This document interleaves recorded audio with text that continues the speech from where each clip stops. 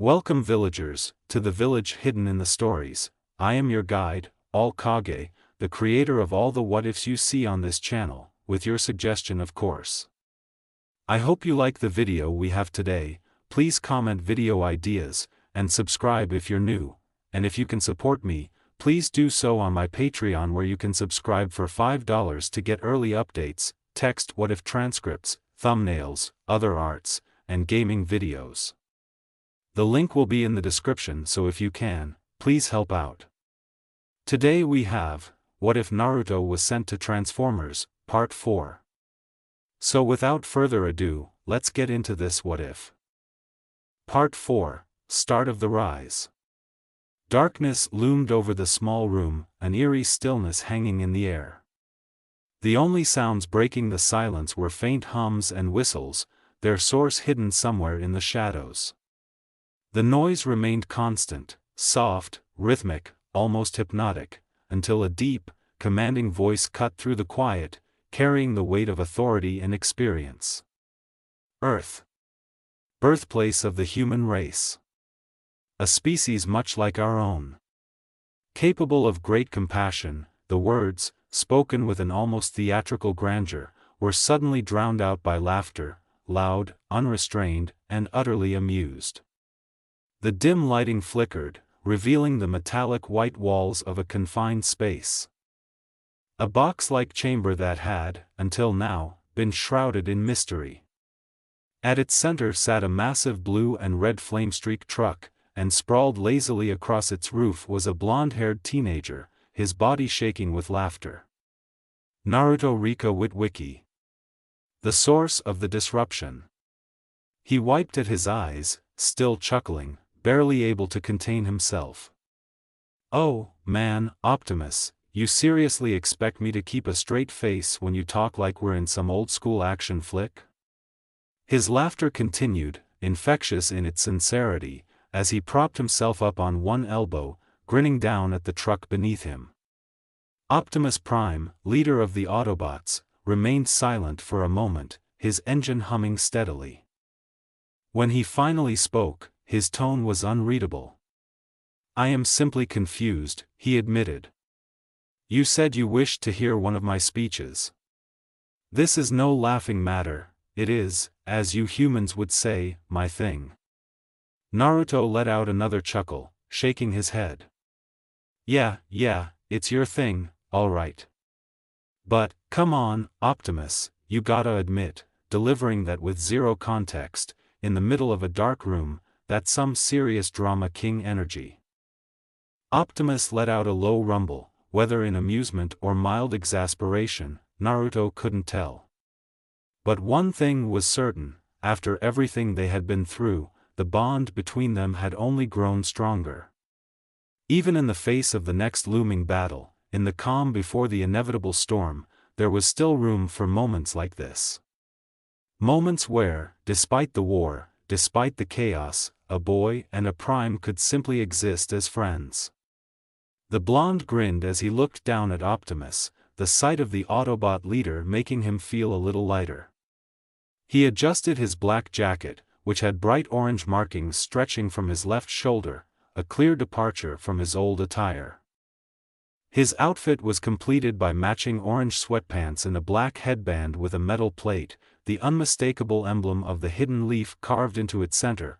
All right, Naruto said, raising his hands in mock surrender. Didn't mean to mess with your big, dramatic speech. Tell you what, how about I do one? That way, we're even. A low, rumbling chuckle came from Optimus, surprising Naruto for a moment before he took it as a sign to go ahead. Sitting up, he thought for a few seconds, then smirked as inspiration struck. Clearing his throat, he put on his best action movie narrator voice. Where were you? Oh yeah, Earth. Birthplace of the human race. A species much like the Cybertronians. A race of passion. And great violence. But as the Autobots fight to protect humanity, a deeper revelation comes to light: our worlds have met before. Naruto paused for effect before continuing, his voice steady, filled with the same gravitas Optimus had moments ago. Thousands of years ago, I was a warrior. A shinobi, forged in battle, molded by war. A tool of protection, the strongest of my kind. But the bond between man and machine? That predates even my past life. The Transformers have always been here, standing in the shadows of human history. Watching. Guiding. Fighting. But our fearless leader won't spill the details about that time. Naruto glanced down at Optimus with a smirk before going on. Anyway, in this new era, we've just won a battle. Humans, myself, and the Autobots stood together against the Decepticons. Now, we hunt down the remnants of that war before the world sees them. For the last 2 years, a specialized Autobot team has taken refuge here, under Optimus' command. Together, they've formed an alliance with humanity. A secret but elite task force, a classified strike team called Nest. And I've already told you what we do. Before Naruto could continue, a sudden blare echoed through the speakers inside their transport, cutting him off. "Hey, you mind not monologuing on an open channel?" Came a familiar voice, full of exasperation.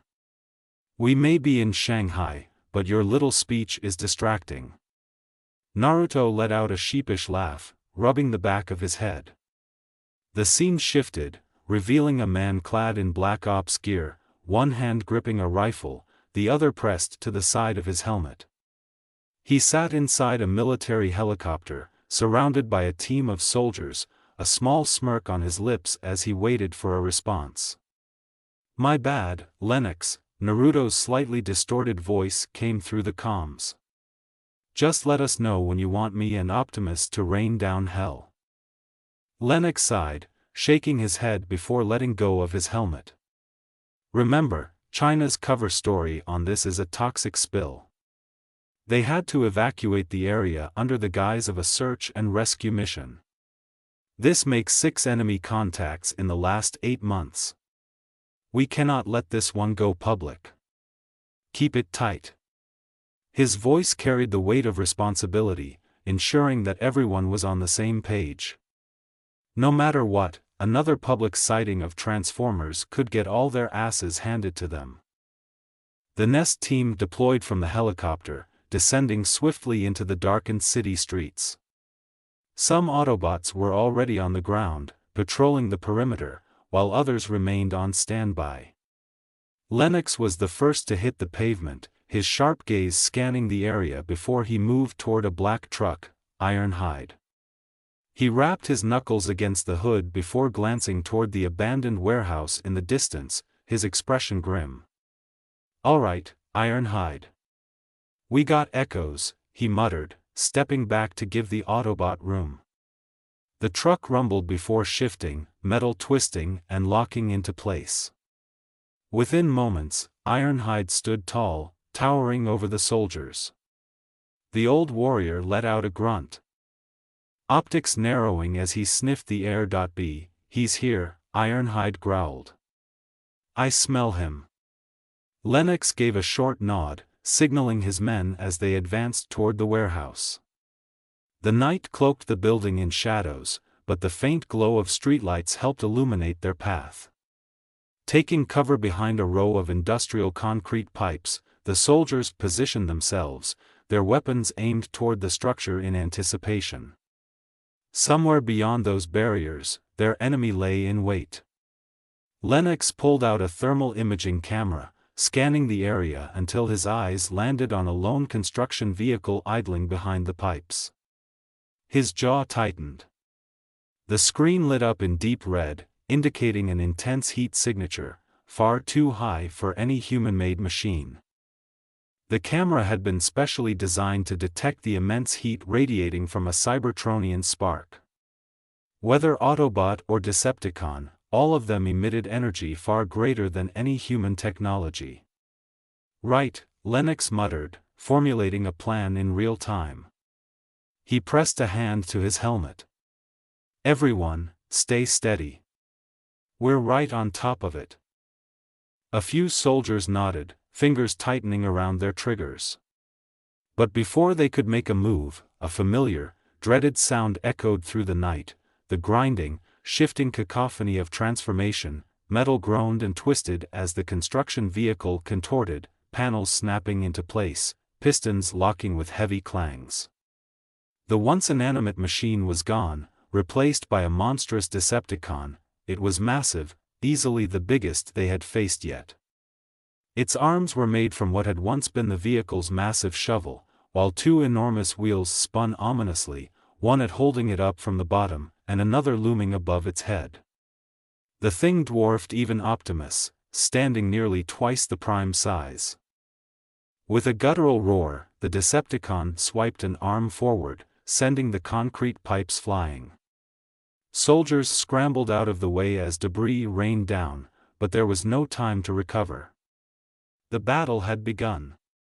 Gunfire erupted, flashing through the night as the soldiers opened fire, but it was clear, this wasn't going to be an easy fight.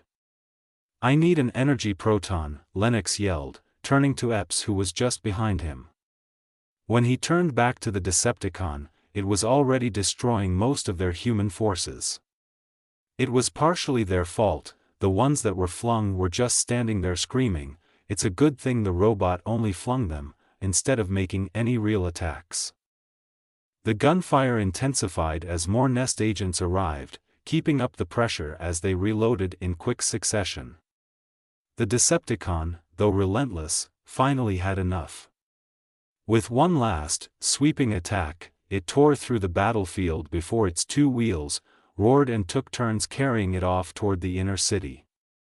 Lennox's eyes narrowed as he tracked the enemy's retreat. Without missing a beat, he turned to Epps and gave a sharp nod. Epps, already anticipating the command, spoke urgently into his radio. "Panther 1, requesting fire mission now." His voice was tight with tension, reflecting the gravity of the situation. "Gunships on station, rolling hot," came the firm response from the other end. Meanwhile, back with Naruto and Optimus, the blonde stood near a weapons crate, a wide grin stretching across his face as he sifted through the contents. He grabbed a handful of kunai and shuriken, sealing them onto the back of his left hand with a quick flick of chakra. Next, he pulled out a sleek grasscutter katana and a massive claymore, easily larger than he was, before sealing them away as well. This process continued until Naruto had stocked himself with an arsenal of specialized weapons. All crafted to his exact specifications using metals capable of tearing through Decepticons. He had requested them from Nest nearly a year ago, and now, he was finally getting the chance to put them to the test. Guns never felt right to him. He preferred hand-to-hand combat and throwable weapons. Unfortunately, no one could replicate the intricacies of the sealing techniques he once had access to, so he had to create his own throwables from scratch. Once satisfied, Naruto turned back to Optimus, stretching his arms as a countdown echoed through the transport. "All right, big guy," he said with a smirk. "It's our time to shine." The radio crackled to life once more. "Dog 1. We are now engaging." The low hum of engines filled the air, the outside world growing louder as they neared deployment. Then came Lennox's voice, and Naruto immediately knew what was coming. "Naruto, we've got a second Decepticon spotted. We need you with Sideswipe and RC." Naruto groaned, already dreading the answer to his next question. "Come on, let me take the big guy." "Optimus can handle it," Lennox shot back without hesitation. "Besides, you're banned from taking on the big ones after what happened last time." Naruto sighed in defeat but didn't argue. Instead, he rolled his shoulders, preparing himself to join his squad. As the transport bay doors finally opened, revealing the vast night sky, the massive carrier helicopter holding Optimus and Naruto made its descent. Optimus wasted no time, rolling backward off the aircraft, while Naruto leapt into the air, moving independently. Pressing a finger to his comms, Naruto scanned the area below, searching for both the Autobots and the second Decepticon. "Can one of the RC twins pick me up? I'm falling, and I'd rather not go splat." No verbal response came, but Naruto didn't need one. A sleek motorcycle positioned itself directly beneath him, perfectly timed to catch his descent. Grinning, Naruto adjusted his trajectory, increasing his speed before landing effortlessly on the vehicle. The moment he made contact, the motorcycle roared forward, immediately entering a high-speed chase alongside Sideswipe, who was already in pursuit. "Hey Naruto," Sideswipe's voice crackled through the comms. "They kick you off the big guy mission again?" Naruto groaned, pinching the bridge of his nose. "Yep. You go overboard one time, and they never let you live it down." Sideswipe chuckled, "Rules are rules, kid. Now, you ready to help?" Yeah, Naruto muttered, shaking off his frustration. "What do you need me to do?" "Just steer him toward the next road. Rough him up if you have to, I'll cut him off from there." "Got it." Naruto's smirk returned full force as two more motorcycles appeared on either side of him, the RC twins joining the chase. As Sideswipe veered left, Naruto and the twins continued on, closing the gap between them and the fleeing Decepticon.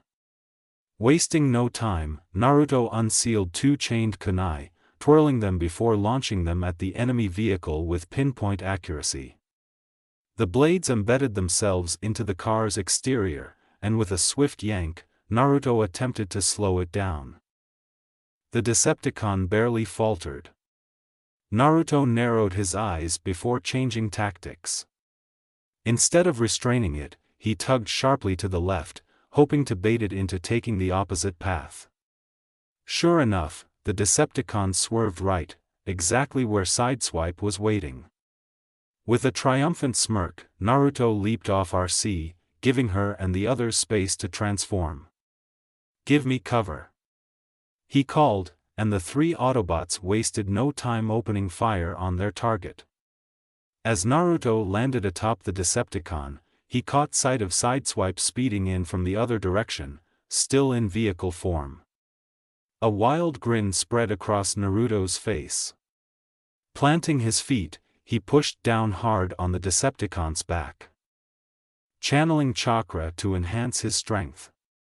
The force sent the enemy flying into the air, completely vulnerable. Sideswipe didn't waste the opportunity. With no hesitation, the Autobot launched himself forward, transforming mid-air. His arm shifted, forming a deadly blade that gleamed under the city lights. In one clean motion, he sliced the Decepticon clean in half.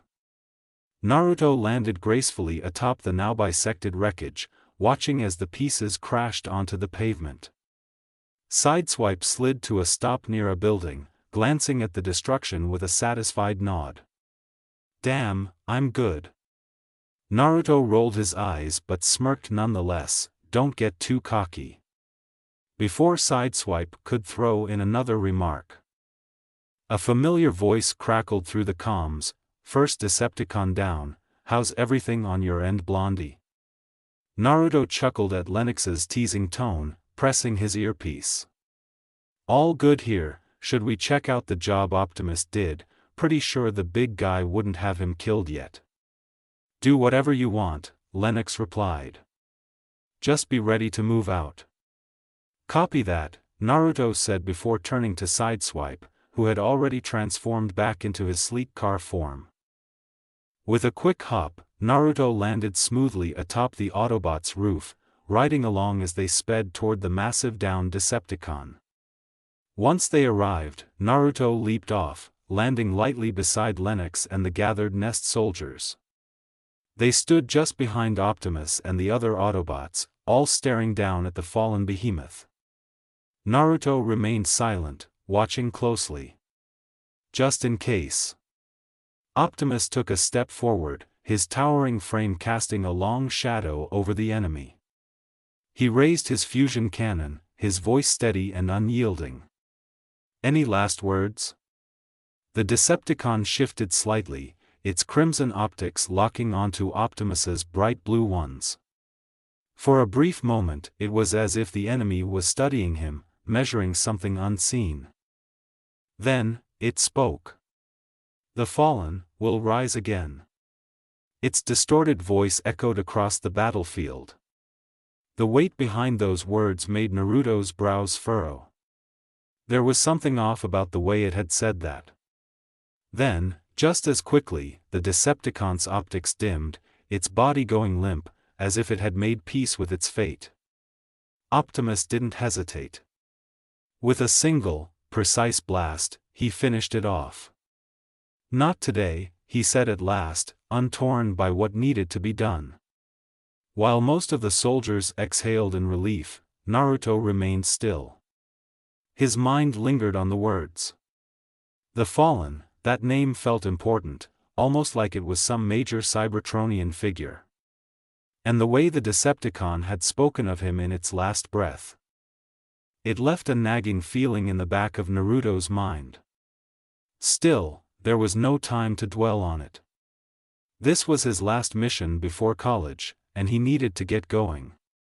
With a sigh, Naruto relaxed his shoulders and turned toward Lennox. "Alright, I'm out. Got a flight to catch." Lennox smirked, shaking his head. "Right, you're a college boy now." Naruto grinned, "Gotta at least try normal life for a bit." Optimus looked down at him, nodding approvingly. "You have fought bravely, Naruto, you deserve rest." Yeah, Naruto waved him off. "Don't get all sentimental on me, Prime." Optimus chuckled softly, while Sideswipe revved his engine in amusement. With one last nod to his team, Naruto stepped back, pressing his palms together in a familiar seal. Chakra surged around him as he focused on his intended location. Then, in a bright flash, he was gone. The moment he reappeared, Naruto felt the warm embrace of the sun against his skin. A gentle breeze rustled his blonde hair, and the distant sounds of birds chirping filled the air. He took a deep breath, inhaling the fresh scent of the outdoors. Man, it's good to be home. Standing in the middle of his backyard, he stretched his arms over his head. Feeling the tension from battle slowly ease. The contrast between the war-torn battlefield and this peaceful day was almost surreal. With a relaxed sigh, Naruto made his way toward the house, already thinking about raiding the fridge. College could wait, right now, he was starving. He stepped inside and beelined for the kitchen. Barely 2 seconds after pulling a yogurt from the fridge, he felt a stare burning into him. He turned his head and found his dad, Ron, watching him with an intensity that immediately put him on edge. Naruto raised an eyebrow, not expecting his old man to appear out of nowhere. He quickly shut the fridge and prepared to walk off without a word. But before he could escape, Ron's voice caught him. "You packed yet?" And there it was. He should have known this was coming. His dad had been counting down to this day, no matter how much they joked about Naruto leaving home. Ron was probably more excited than anyone. He and Judy already had vacation plans now that their son was out of their hair. "Well," Ron pressed, clearly waiting for an answer. Naruto sighed, tossing a small scroll to his father before sitting down and peeling open his yogurt. Ron caught it easily, inspecting it with curiosity before realization set in. So that's a yes."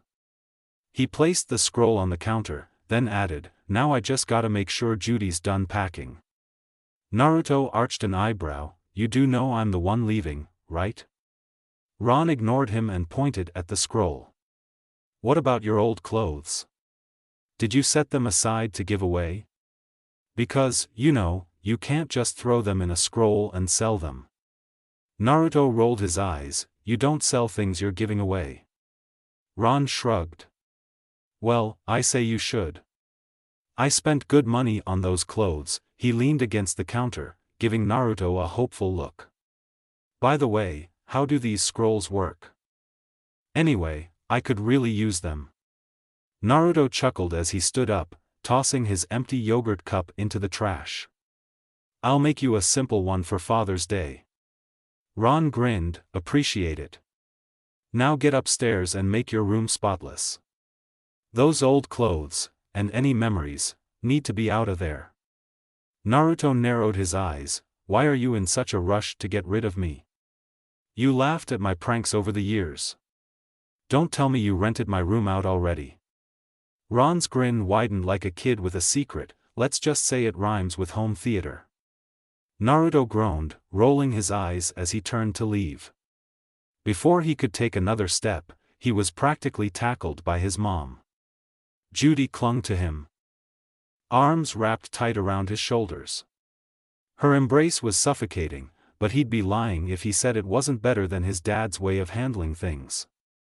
She held on to him for a long moment before finally pulling back, eyes shimmering with fresh tears. In her hands, she held up a pair of tiny, worn-out sneakers, ones that looked like they belonged to a 12-year-old.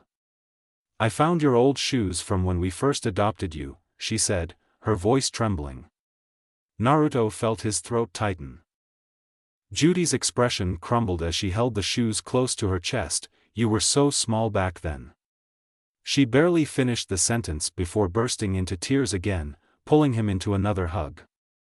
Naruto sighed, wrapping his arms around her. A small part of him wished he could stay just a little longer. But he knew it wouldn't change anything, this moment would come no matter what. Still, he shot a glance at his dad over Judy's shoulder. You see this, Dad, this is the proper reaction when the fruit of your labor goes out into the cruel world to fend for himself. Ron didn't even blink. Yeah, my heart bleeds for you, pal. He gave a dramatic sigh, college, bummer. Judy sniffled, pulling back to point a firm finger at Naruto. You have to come home every holiday. And not just the big ones, you have to come home for Halloween. Naruto smiled through the lump in his throat, Mom, I can't come home for Halloween. Judy wiped her eyes, then we'll come to you. Her voice wavered but held firm, we'll dress up in costumes. You won't even know it's us. Naruto opened his mouth, ready to argue, but his dad cut him off. Would you let the kid breathe, for crying out loud, go pack. There's no way you're packed for a month-long trip. Ron turned to Judy and, right in front of Naruto, smacked her playfully on the butt. March, young lady. Naruto recoiled, gagging. Dad, why, right in front of me? Judy giggled. I love it when you call me young lady, you dirty old man. Naruto groaned in horror. Seriously, you couldn't wait until I was gone? Ron smirked shamelessly, what? Naruto clenched his fists, it's creepy. His father just rolled his eyes. You're being dramatic, he walked off, and Naruto followed, shaking his head. Ron threw an arm over his son's shoulders as they neared the stairs, you're the first Witwiki to go to college, but let me tell you something, you're gonna see a lot of that stuff in that place. Naruto frowned, what exactly are you talking about? There's gonna be a lot of women there, Ron said, smirking. And there it was. Naruto instantly knew where this was going. Dad, it's not happening. Ron waved a hand, look, Michaela's great, but you two need room to grow. You're no different than any other couple your age. Naruto rolled his eyes, except one of us is a ninja, and the other is a badass mechanic. And hell, we discovered an alien race together. Ron burst out laughing, how long are you gonna ride that scooter? Naruto sighed. Dad, I know you're worried, in your own way. But me and Michaela are gonna be fine. As if on cue, his phone buzzed in his pocket. He pulled it out and smirked, flashing the screen toward his dad. I wonder who that could be.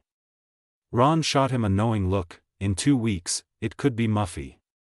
Naruto rolled his eyes and walked upstairs, answering the call as he left. The blonde walked into his almost empty room, the only thing in there being a box of old clothes. You okay? Michaela's voice came through his phone, her tone a little off, like she was trying to sound casual but couldn't quite hide the underlying tension. Naruto raised an eyebrow, not surprised to hear from her but expecting this conversation to be more complicated. Yeah, why? You know I always come back from missions. There was a brief pause before Michaela spoke again. Her voice tinged with frustration, but still caring. You always come back, but that doesn't mean you should put yourself in danger so damn much. I don't get how you can just go through these missions without even thinking about it. It's not like you're invincible, Naruto. Naruto glanced around his room, trying to push the heaviness of her words away. Mika, come on. You know I can handle it. It's part of the job. Yeah, well, she continued, her voice quieter now, more serious. I don't know how much longer I can just watch you throw yourself into these situations. You act like nothing can hurt you, but it can. You can't just keep brushing off the danger, it's not fair to me. He could feel the weight of her words, but part of him still resisted. It's not about fairness, this is who I am, you knew this when we started this. Doesn't make it easier to deal with, she shot back, but there was a hint of exhaustion in her voice now. Look, I'm not asking you to change who you are. I just need you to be careful, okay, for me? Just, don't be reckless, please. Naruto didn't know how to answer right away. He hated that he had this effect on her, but at the same time, he wasn't sure he could change. Instead of confronting it head-on, he sighed and tried to lighten the mood. So, how is your dad, is he letting you come over to see me off? Michaela didn't respond immediately, and he could almost hear her biting back her frustration. You're not gonna just change the subject, are you? I'm not, he answered quickly, though there was a defensive edge in his voice. I just don't want to argue about this right now. She softened a bit, but there was still that edge of frustration. Fine, but this isn't something I can just forget about, you know that, right? Naruto nodded, even though she couldn't see him. Yeah, I know, but I'll be fine, okay? Promise me you'll at least try to be more careful, for both of us. Naruto paused. He didn't like making promises he couldn't keep, but he knew she needed to hear it. I'll try, he said, the words feeling heavy but true enough to calm her down. For now, my dad says hi, he also says if you ever paint one of his bikes orange again, he'll kill you. Naruto chuckled, hearing the slight shift in Michaela's tone. Her voice lightened, but that bit of concern never fully faded. He's still mad about that, Naruto asked, his voice playful but knowing. Yep. He really doesn't like bright colors, Michaela replied. You're lucky it's only been a bit since his parole, or he'd probably come over there himself. Naruto shook his head, finally moving from his standstill and picking up his box of old clothes and trinkets. I can't believe my dad's making me sell all this stuff, Naruto said, his tone carrying a mix of disbelief and frustration, his mind drifting back to that first battle against the Decepticons. What's he making you sell, all that used stuff and battle souvenirs? Michaela asked, her voice light and teasing. Naruto pulled out a piece of shrapnel from the box. Staring at it, unsure which butt it came from but still impressed by it. How did you know? He asked, his curiosity piqued. A small giggle slipped through the phone. You never let any of your cool stuff go. Naruto rolled his eyes but smiled. It's not like any of this stuff is useful for anything. I mean, really, an orange jacket with a sleeve missing? Who would want that? He held up his old jacket, its design nearly identical to the one he was wearing now, but the color scheme inverted. Michaela's voice turned sarcastic. I wouldn't mind keeping it. Someone has to, right? Oh, haha, very funny, but seriously, this stuff has memories, Naruto replied, his smile slipping back into something softer. Michaela's voice softened, teasing, what, did you keep my jacket too? Naruto paused, his face flushing. Michaela's laughter erupted, making his blush deepen. "You're so freaking cute," she said through her laughter, making Naruto just wait for her to calm down. He set the box down and lifted his jacket again, searching through it while Michaela's laughter finally died down. "Anyway, don't suppose you've changed your mind about coming with me. The apartments are cheap, and I wouldn't mind paying for two." Michaela's voice shifted, softer and teasing. "Well, that's not gonna happen until I get my man-child father, fresh out of prison, back on his feet." Not long after, her dad's voice came through the phone. "I heard that. I'll be over in 20, Michaela added, the teasing warmth lingering in her voice. Naruto chuckled to himself as he pulled a small sliver of metal from his old jacket. It was carved with half-finished symbols, too small to make out clearly. "Mika, hold on," he said, his voice shifting to something more serious as he inspected the strange fragment.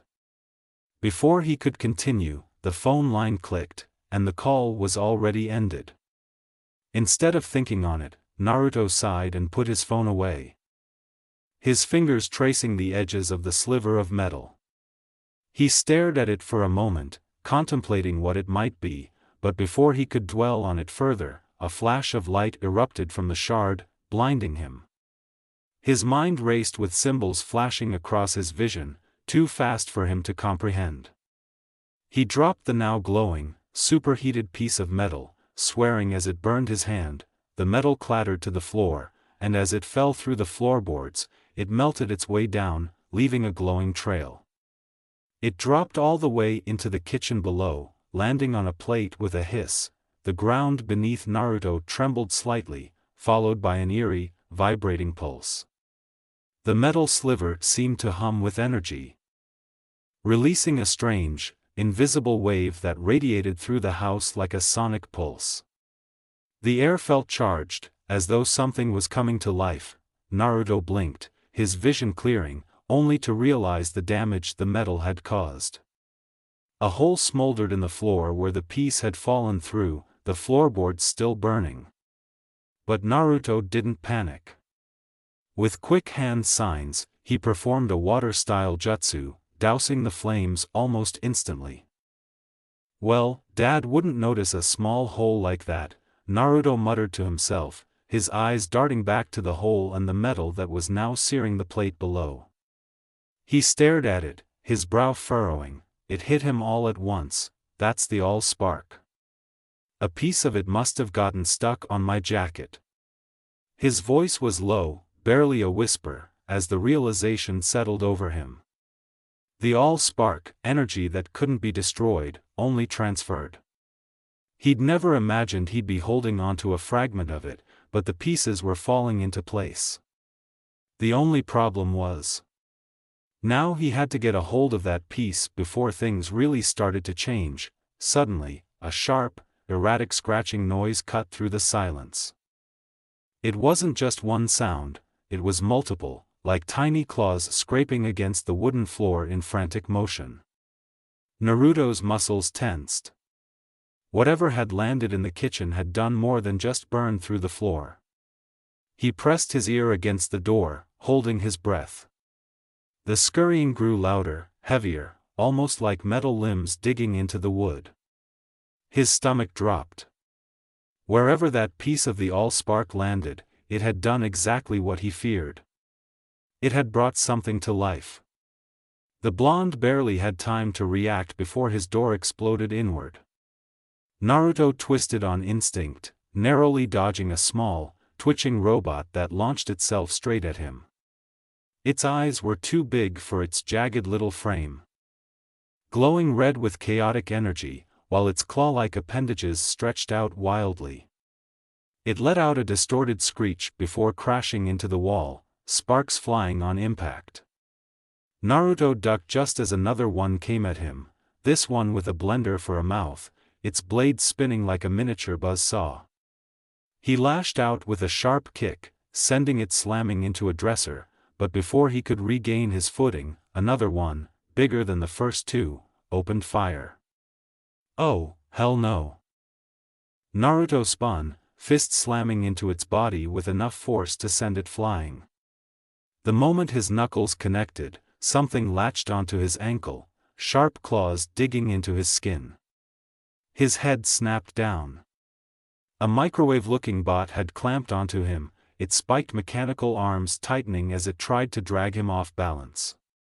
Not happening. He growled, shaking it off before leaping backward, only to realize too late that the hallway was swarming. A full wave of the tiny Decepticons poured in, eyes flashing, weapons primed. Gunfire erupted. Naruto barely had a second to react before the room was riddled with bullets. Shards of wood and debris flew as he darted toward the window. Bracing himself. With one powerful push, he launched himself out. Glass shattered around him as he flipped through the air, twisting his body to land in the backyard.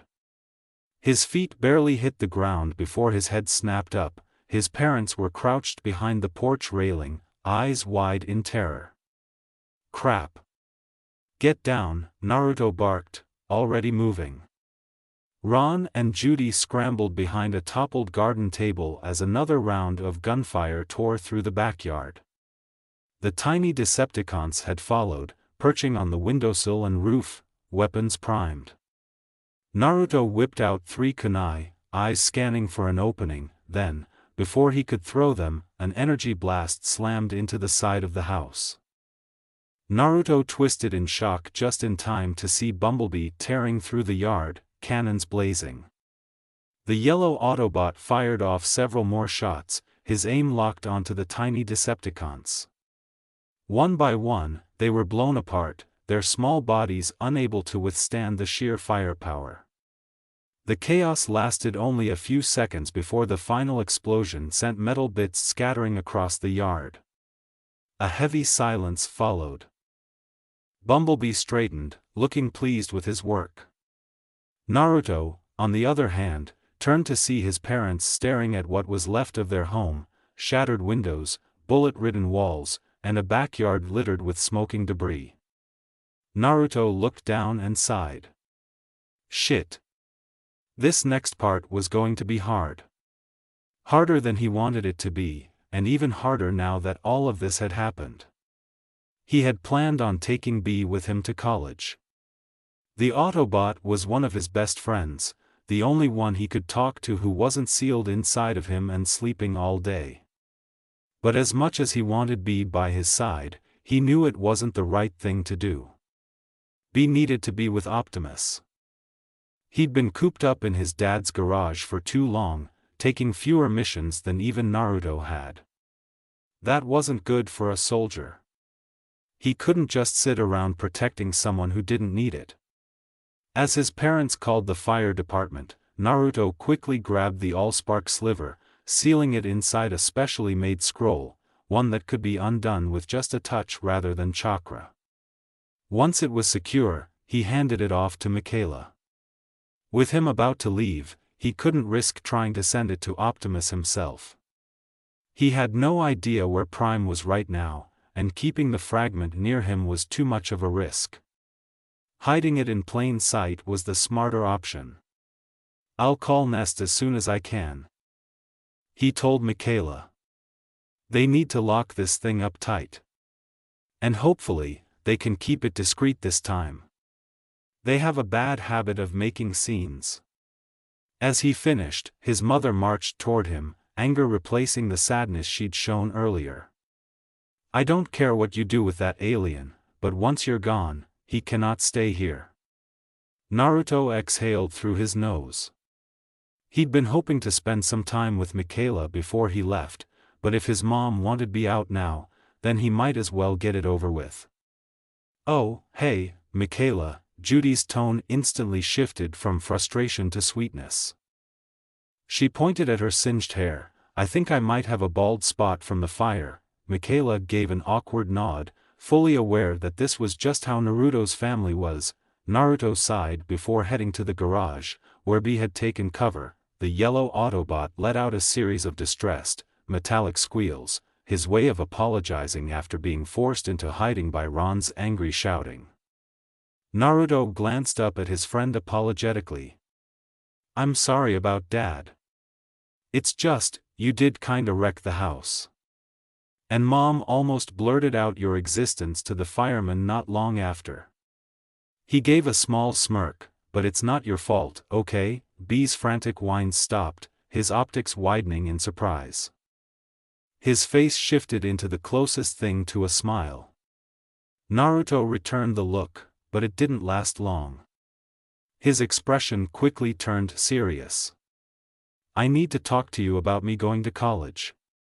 Before he could continue, B suddenly started snapping his fingers to music from his radio. I'm so excited, and I just can't hide it.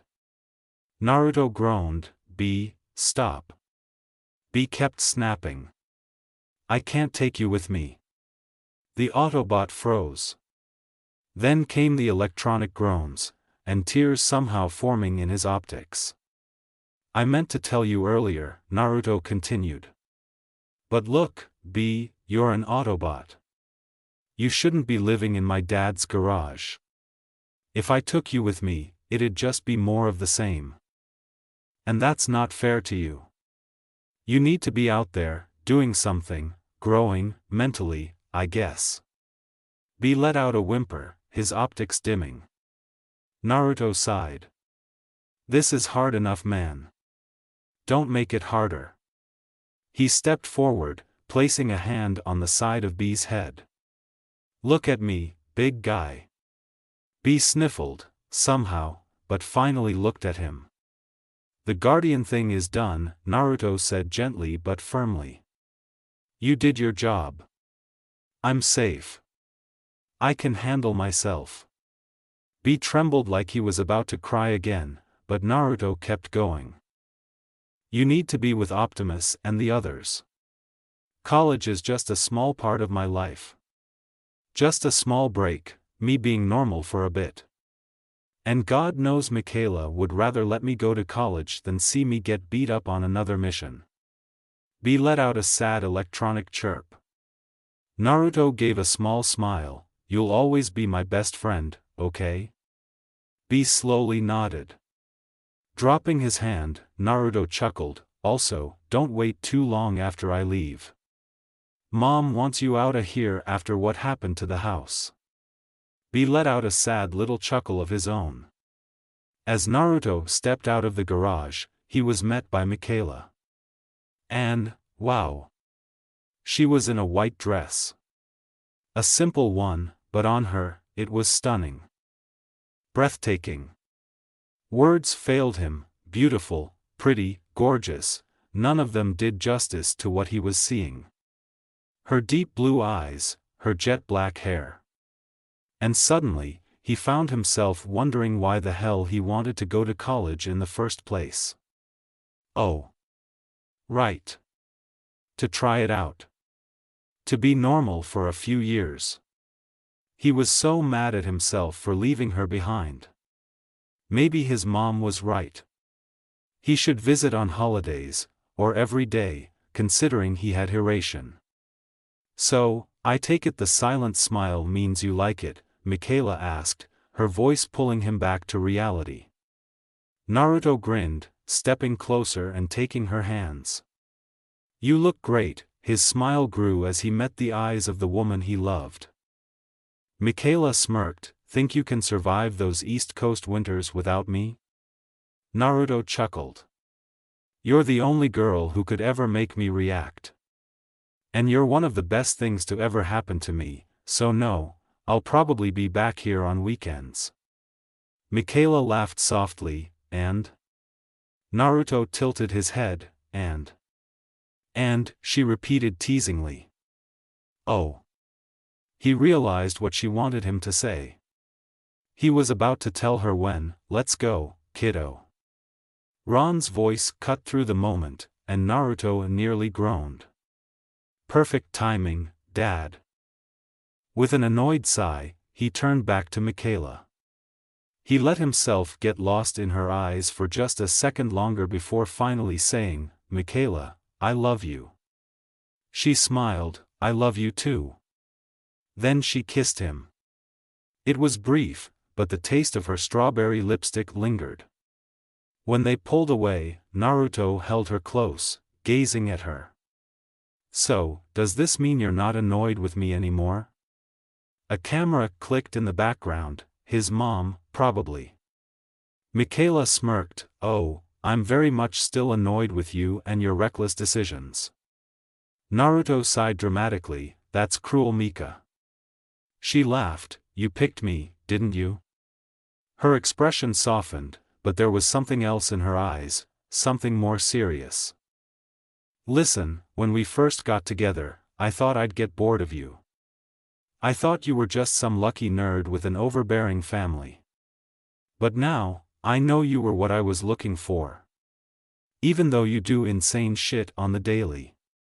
She laughed again, but it was quieter this time. "I don't pretend to understand how you work, or how your powers work. But, Naruto," she met his gaze, her voice steady. "Stop going headfirst into danger. Okay?" Naruto didn't answer right away. Not until she forced eye contact and repeated, "Okay?" Finally, he nodded. Michaela kissed him again. And that was it. 4 years of college with no action. No missions, no fights. But if it meant coming back to her, it was worth it. Naruto exhaled, pulling a scroll from his pocket. All his stuff, his clothes, his gear, was packed inside. He was ready to leave. But damn, he was already counting the days until he came back. However, a small electric toy truck rolled by, particularly interested in Michaela. The truck was a Decepticon spy, one that took this small form, relaying certain without anyone's knowledge. "The girl has the sliver," it said robotically in the Cybertronian tongue. Time skip. Naruto walked through his new dorm, observing the students around him. Some were excited, others overwhelmed. With just a glance, he could already tell who was going to thrive and who would crash and burn before the semester was over. One thing did catch his attention though: a blonde girl had been watching him since he set foot in the building. It wasn't just casual curiosity, she was studying him. That alone was enough to make him suspicious. Still, he ignored his stalker and focused on his room. When he pushed open the door, his face remained neutral, but inwardly, he was already annoyed. The place was a disaster. Posters of women covered the walls and the floor. Crates, old computers, and tangled wires took up every inch of space. Naruto sighed. He wasn't exactly the cleanest person, but this was next level. It screamed pervert, and the last thing he wanted was to share a room with someone like that. He stepped further inside, closing the door behind him, and immediately realized there wasn't much room for him to sleep. He could figure something out, maybe shift things around with a few well-placed clones, but before he could act, a voice stopped him. "Hey, you must be Naruto, I'm Leo."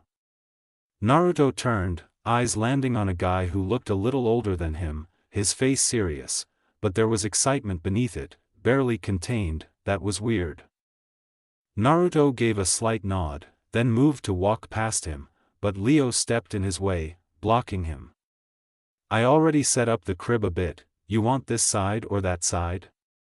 Naruto let out a small chuckle, realizing he'd been a little too cold. Maybe making a friend wouldn't be the worst thing, as long as he's not another Jiraiya. He smirked and pointed to a side, "That one." Leo stared him dead in the eye, "I already picked that side." Silence filled the room. Naruto squinted, re-evaluating his earlier thought.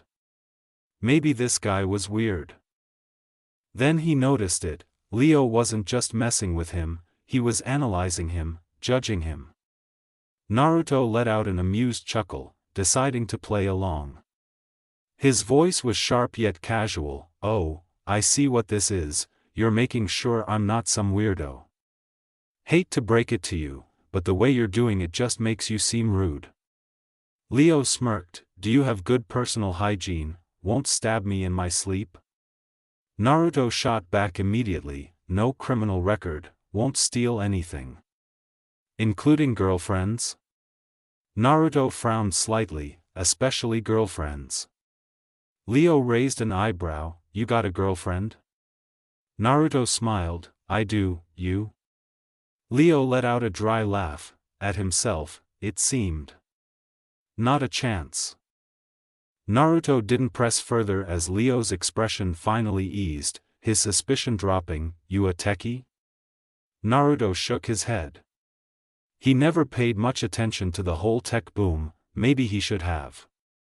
Leo led him into another part of the room where two other guys were focused on their monitors, fingers flying over keyboards. That's all right, Leo said, turning to them. Shanghai, Fassbinder, where we at? Neither stopped typing, but one answered, servers almost online, Leo. Networks up and running, the other confirmed. Leo grinned, dropping his hand from Naruto's shoulder and stepping up to his own monitor. Beautiful, that's what I like to hear. That's Shanghai, that's Fassbinder, my IT gurus. Welcome to my empire, bro, therealeffingdeal.com. I'm sure you've heard of it. Naruto, of course, had heard of it. These guys were one of Nest's biggest leaks, constantly exposing Cybertronian activity. He hadn't forgotten their names. But he wasn't about to let that show. Nope, he said casually. Fassbinder snorted, well, that sucks. Leo wasn't deterred, see where I'm going bro, look, call me gross, but I wanna be a baby billionaire.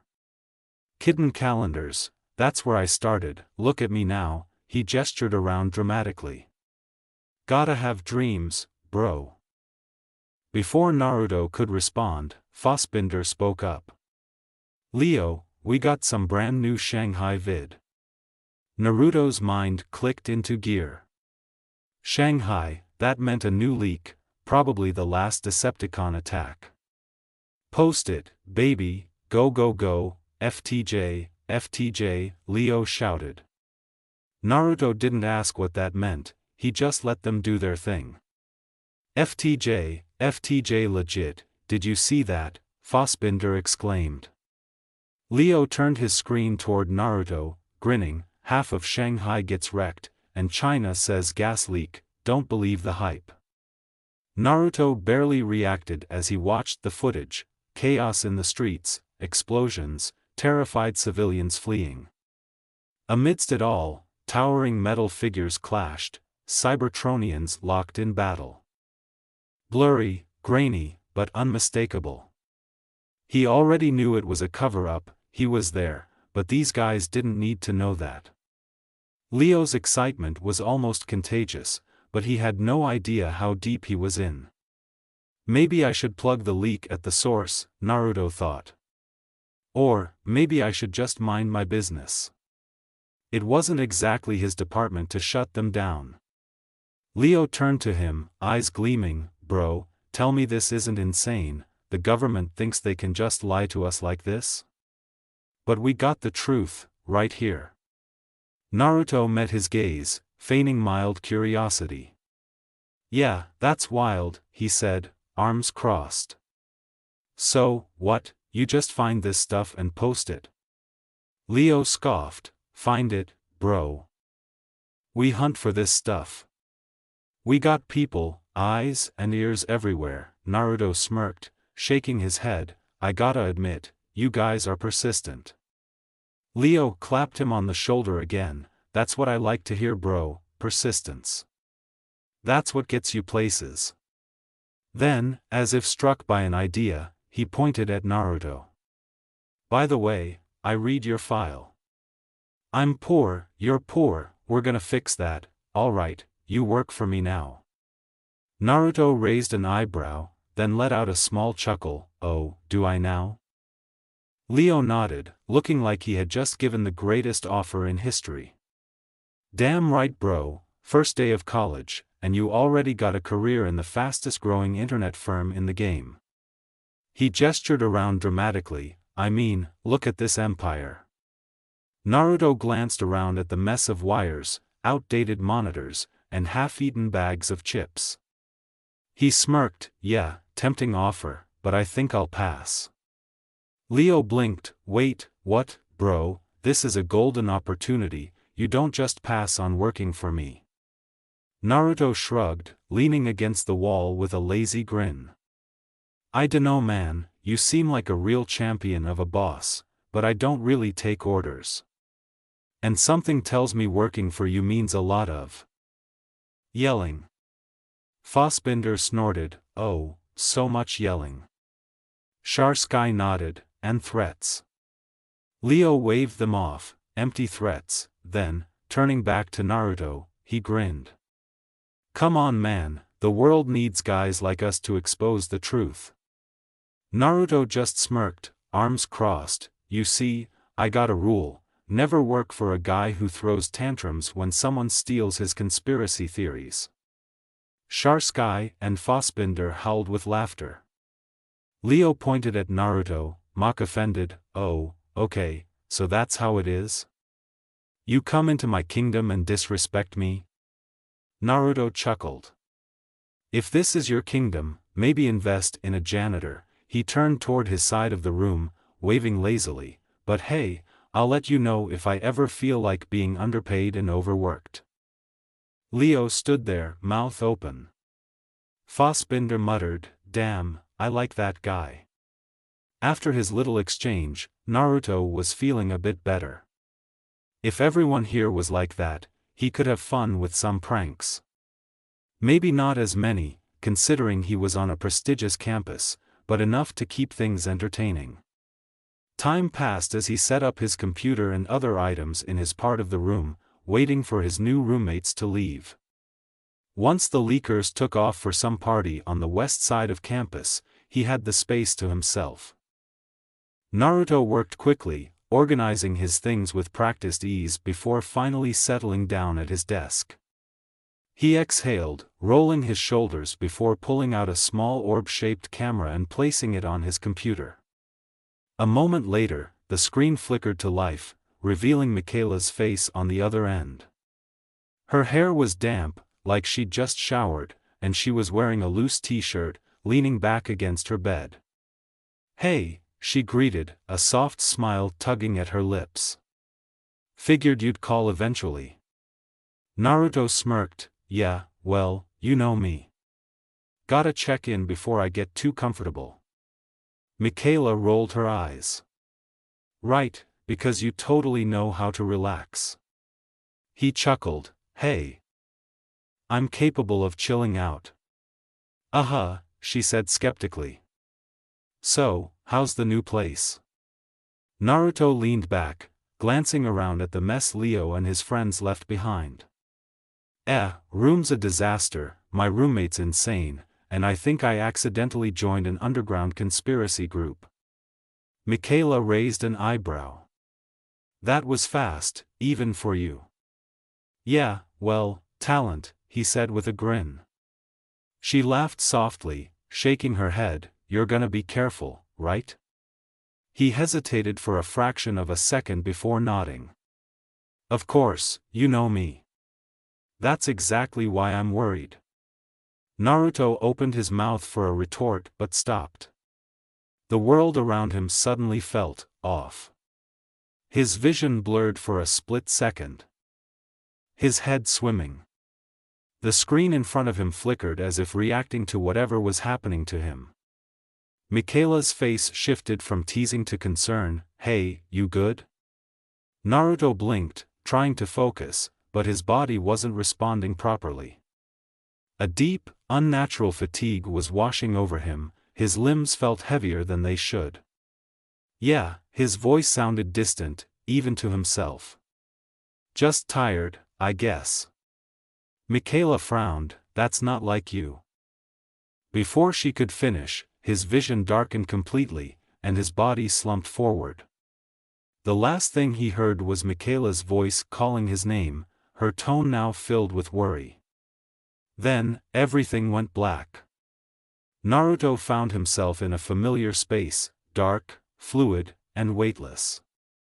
It wasn't wet, yet it felt like he was submerged. A dream? No, he knew exactly where he was.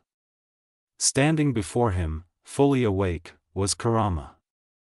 The great fox's crimson eyes glowed in the emptiness, the once familiar sewer long gone, replaced by an endless plain of shallow water. Naruto crossed his arms, his voice laced with irritation. "Alright, furball, why'd you drag me in here? You're early for our monthly meetup." Kurama let out a deep, rumbling chuckle, the sound reverberating through the space. "Oh, and here I thought you'd be grateful I stopped you from faceplanting in the real world." Naruto scowled. "Wait, you knocked me out?" Kurama's massive head lowered slightly, his gaze unreadable. "I had to, you were overworking yourself, again, but that's not the main reason." Naruto raised an eyebrow. "Then what is?" The fox sighed, a rare note of weariness in his voice. "You've been seeing things all day, haven't you? Flashes of symbols, images you don't recognize?" Naruto tensed. He had noticed something weird when he first picked up the allspark slither, a quick blinking images of strange metallic glyphs. He'd ignored them, figuring it was just exhaustion from juggling school and everything else. Kurama took his silence as confirmation. "I've been suppressing them for you, but I can't hold them back forever. That's why I brought you here. I needed to warn you before you started thinking you were losing your mind." Naruto's frown deepened. "And you don't know where they're coming from?" Kurama exhaled sharply, sending ripples through the water beneath them. "Oh, I do know, and you're not gonna like it." Naruto narrowed his eyes. "Try me." Kurama's expression darkened. "That shard. The one you passed off to your mate, the fragment of the cube."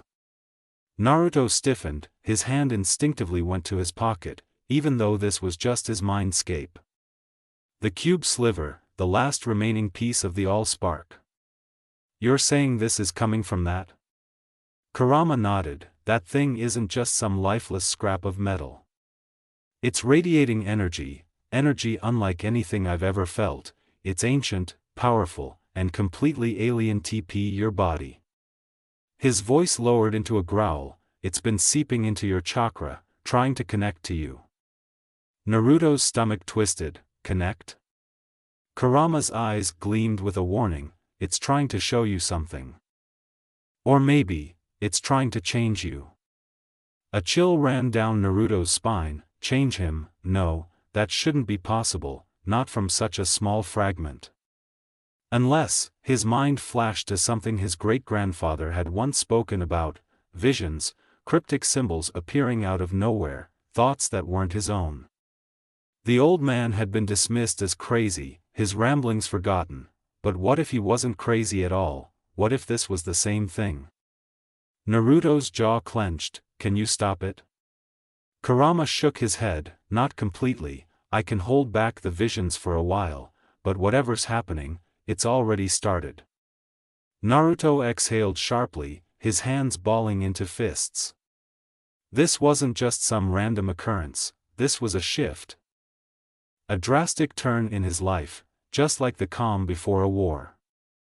The same feeling he'd had 2 years ago before everything had spiraled out of control, and if Kurama was right, then Michaela, his eyes widened, Michaela still has it. If the cube's energy was bleeding into him, then who's to say it wasn't doing the same to her? Worse, any remaining Decepticons could sense that energy. "Damn it, kick me out now," Naruto ordered, urgency lacing his voice. "I need to talk to Michaela. If what you're saying is true, she's in danger. The Decepticons could track that energy right to her." Kurama suddenly looked regretful. Naruto's stomach dropped. "What?" The fox rubbed a paw against his snout, sighing. "Well, I kinda sped up time in here so you could get proper rest. Thought it'd do some good." His ears flattened slightly. "It's already morning in the real world." Naruto's heart skipped a beat. Shit. Before he could even react, the dreamscape shattered around him. With a sharp gasp, Naruto jolted awake, his body tensing as his mind snapped back to reality. Sunlight streamed through the window, his laptop screen dimmed from inactivity. He cursed under his breath and immediately reached for his phone, scrambling to call Michaela, but before he could, his phone was already ringing. Was it her? No, couldn't be. Michaela was the type of girl that would be able to something was odd, and she would most likely try to rush to his rescue. Or maybe some Decepticon had already gotten to her. No, there was no point in making himself worry, he had to get ready for whatever Cybertronian battle would happen next. Naruto picked up the phone, answering with a simple but serious hello. "Naruto, we need you to report to Nest right now," called Lennox quickly. "What? Why?" the blonde answered, eyes narrowing before Lennox answered. POV switch.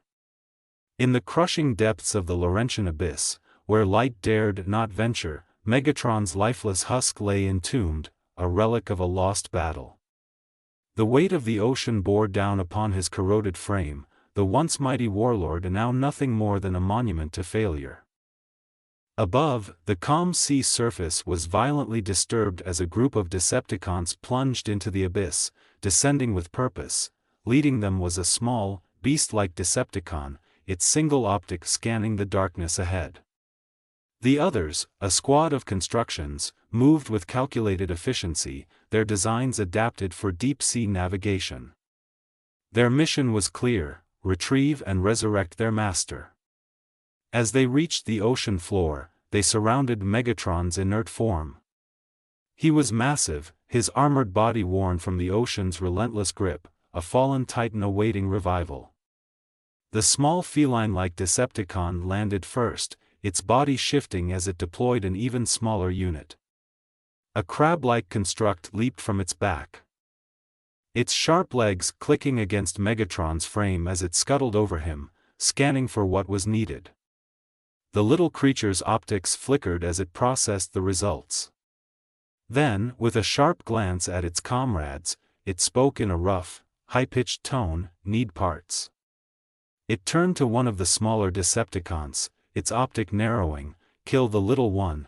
There was no hesitation. The construct icons tore into their own, dismantling one of their own members with cold efficiency. A necessary sacrifice for their leader's return, with the required parts salvaged, the team moved quickly. "Begin the procedure," the crabbot ordered, its voice rasping through the water.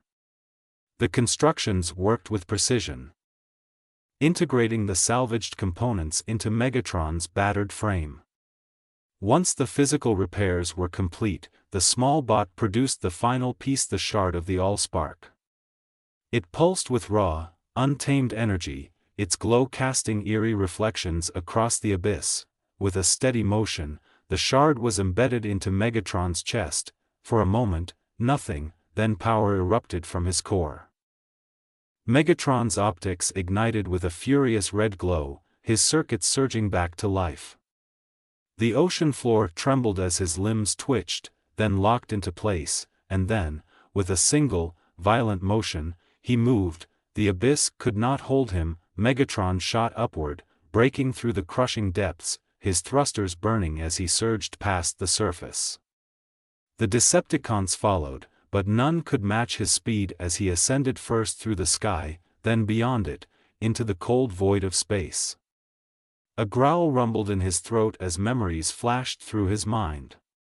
His final moments, his death, he had lost, his war, Cybertron's war, had been stolen from him.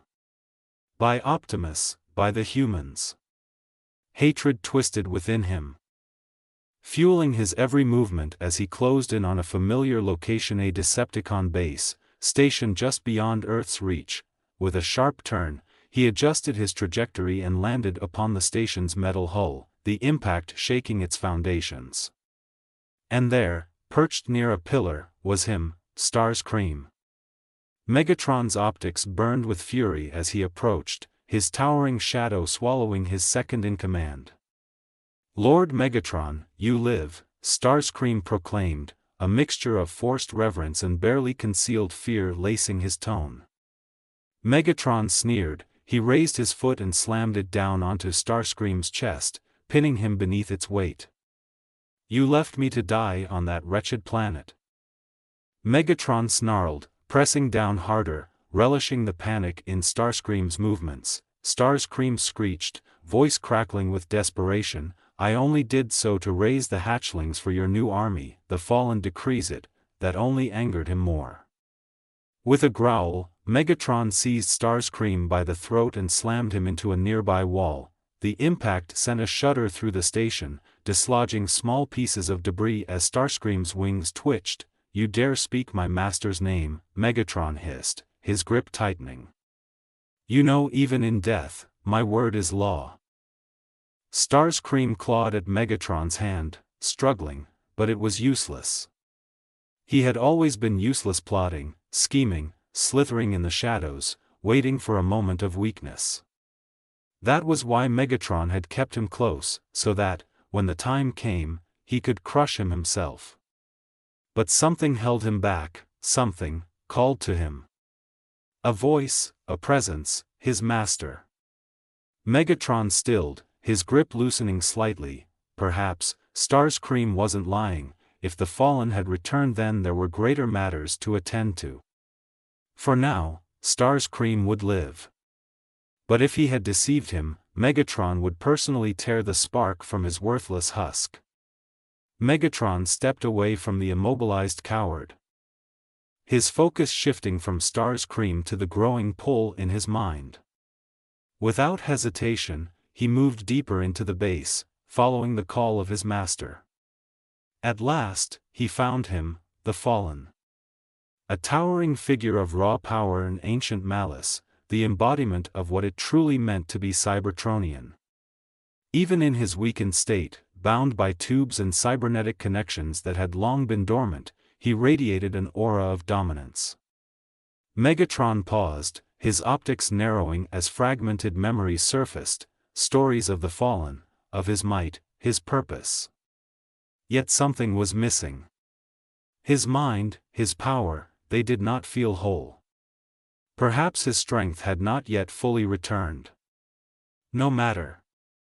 That would come in time. For now, he needed answers. Lowering his head slightly, a gesture of deference he would grant no other, Megatron spoke, his tone uncharacteristically measured. Master, I have failed you. The allspark has been destroyed, and with it, our race is doomed. A deep, rasping chuckle echoed from the Fallen's throne. The sound was ancient, cruel, and laced with amusement. Slowly, the machinery entwined with his form grown to life, shifting for the first time in millennia. My disciple, the Fallen's voice slithered through the chamber, drenched in malice. You still have much to learn.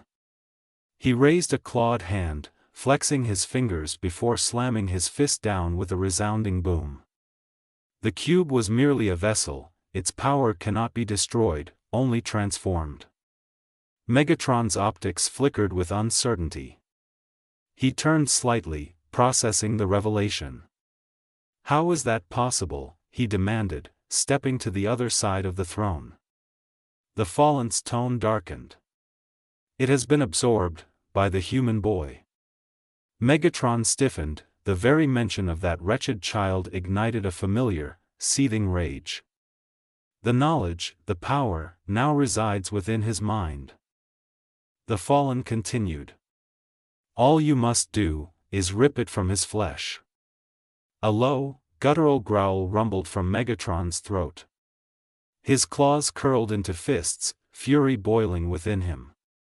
That boy. He had seen what the human was capable of, witnessed firsthand how he defied all logic. How he had survived when he should have perished.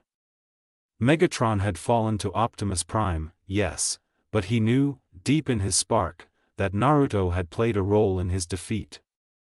The human was not normal. He was something else. And that made him dangerous. With all my hatred, Master, that boy is more than he seems. His optics burned brighter as he spat the words, his feat surpassed the limits of his kind. He is no ordinary human. The fallen regarded him for a moment before speaking.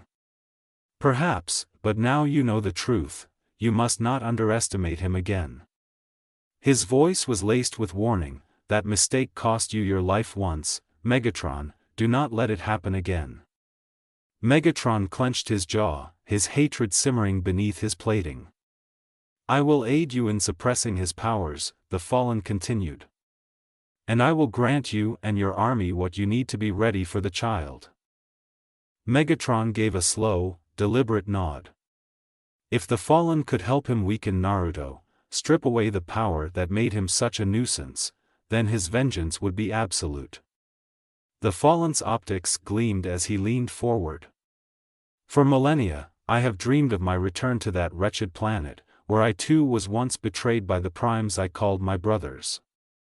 Only a prime can defeat me, and now only one remains, Optimus, and he protects the boy. A sinister understanding passed between master and disciple. Then the boy will lead us to him, Megatron declared, his voice dripping with malice. And revenge will be ours. Yes, the fallen agreed, a cruel smile forming. And the Autobots will be vanquished, their legacy erased. Megatron bowed his head, dark resolve settling within him. The path was clear, the boy would fall, and with him, the last prime. That's it for today. I hope you liked the video. Please like and subscribe, and comment ideas if you can, and maybe you could share this with your friends, because you never know, they might like what ifs too. So without further ado, all KAGE, out.